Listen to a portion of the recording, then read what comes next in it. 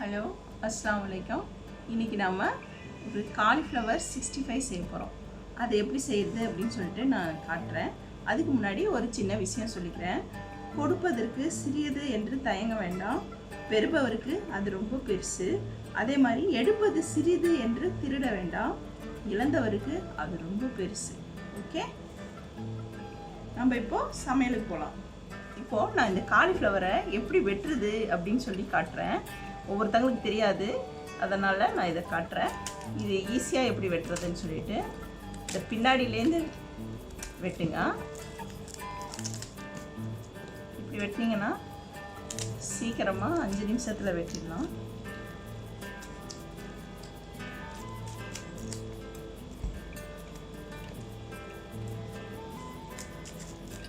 பாருங்க, தெரியுதா? இது ஒவ்வொரு கணுவா. அவ்வளோதான், வெட்டியாச்சு. இதை நம்ம இப்போ தனித்தனியாக பிரிச்சுக்கணும். இப்போ நான் இப்படி பிரித்து காட்டுறேன். இப்படி செஞ்சீங்கன்னா 1 நிமிஷத்தில் பிரிச்சுக்கலாம். இப்போ இனிமேல் உங்களுக்கு என்ன சைஸ் வேணுமோ அந்த மாதிரி போட்டுக்கலாம். பாருங்கள், இப்படி உங்களுக்கு எந்த சைஸ் வேணுமோ அந்த மாதிரி போட்டுக்கோங்க. எனக்கு இந்த மாதிரி சைஸ் தான் வேணும், நான் அப்படி செஞ்சுக்கிறேன்.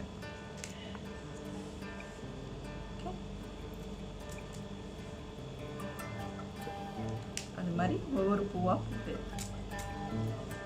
இப்படி இப்படி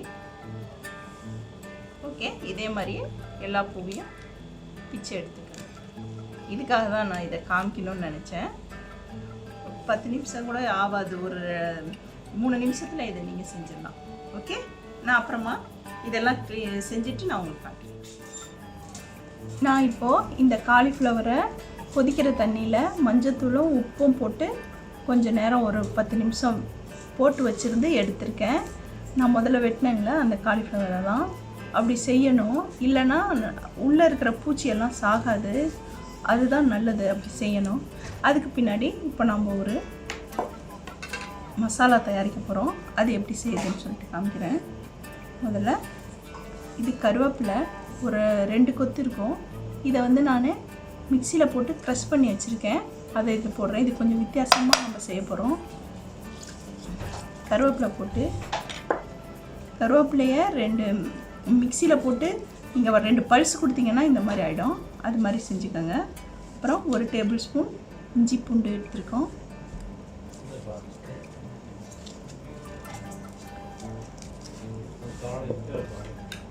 ஒரு டீஸ்பூன் உப்பு போட்டிருக்கோம். 2 டீஸ்பூன் மிளகாத்தூள், 1/2 டீஸ்பூன் கரம் மசாலா, 1 டீஸ்பூன் மிளகுத்தூள். இதெல்லாம் போட்டு கொஞ்சம் தண்ணி ஊற்றிக்கணும்.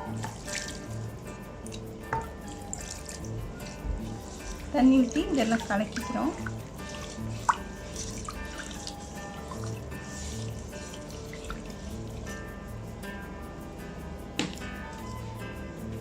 இதில் இந்த காலிஃப்ளவரை போட்டு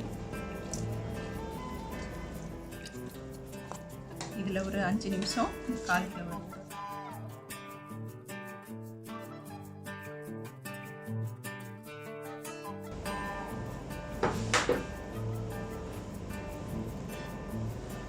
இப்போது நாம் இதில் இதுக்கு ஒரு பேட்டர் தயாரிக்க போகிறோம்.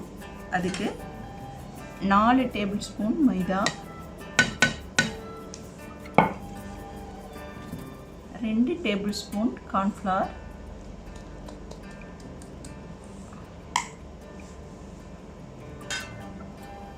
1 சிட்டிகை அளவு பேக்கிங் பவுடர்,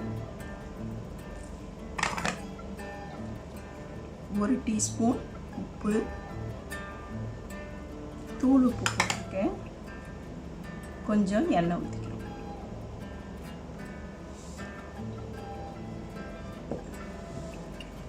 இதை நல்லா மிக்ஸ் பண்ணிக்கலாம்.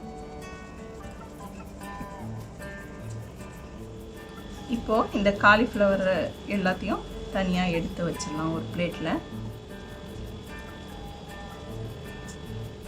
இப்போது இந்த தண்ணியை இந்த பேட்டர் இருக்குல்ல அதில் ஊற்றி கலந்து.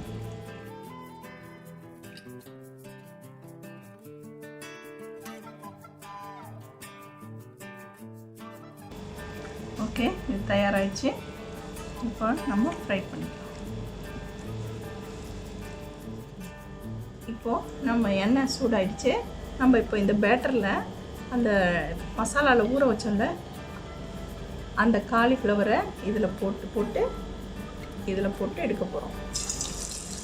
நல்லா சூடாக இருக்கணும் எண்ணெய்.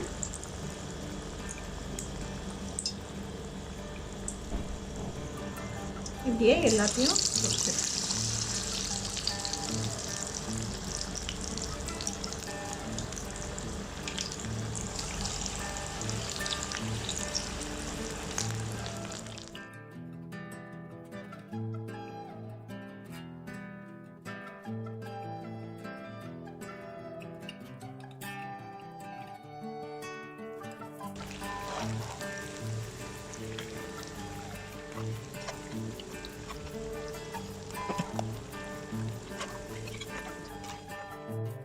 நம்மளோட சூப்பரான காலிஃப்ளவர் 65 ரெடி ஆகிடுச்சு.